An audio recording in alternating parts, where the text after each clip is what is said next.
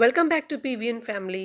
இன்னைக்கு நம்ம பிவிஎன் ஃபேமிலியில் வீடே மணக்கக்கூடிய கிராமத்து ஸ்டைல் மீன் குழம்பு எப்படி செய்யுதுன்னு பார்க்கலாமா? ரொம்ப சிம்பிள் தான். வெங்காயம் தக்காளியை ஃபஸ்ட்டு வதக்கிக்கோங்க. இந்த இன்க்ரீடியன்ஸை ஃபஸ்ட்டு கமெண்ட்டில் பின் பண்ணுறேன். இதை வறுத்து பொடி பண்ணிவிட்டு அதோட வெங்காயம் தக்காளி, மஞ்சள் தூள், தேவையான மிளகாய் தூள், தேங்காய், உப்பு, தண்ணி போட்டு ஃபைன் பேஸ்ட்டை அரைச்சி வச்சுக்கோங்க.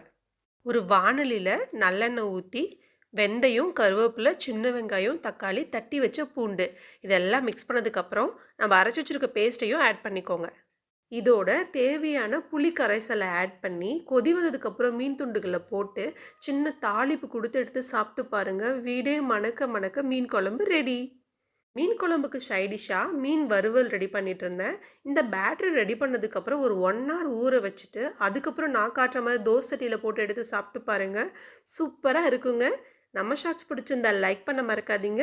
இன்னொரு ஷார்ட்ஸில் பார்க்குறேன். பாய்.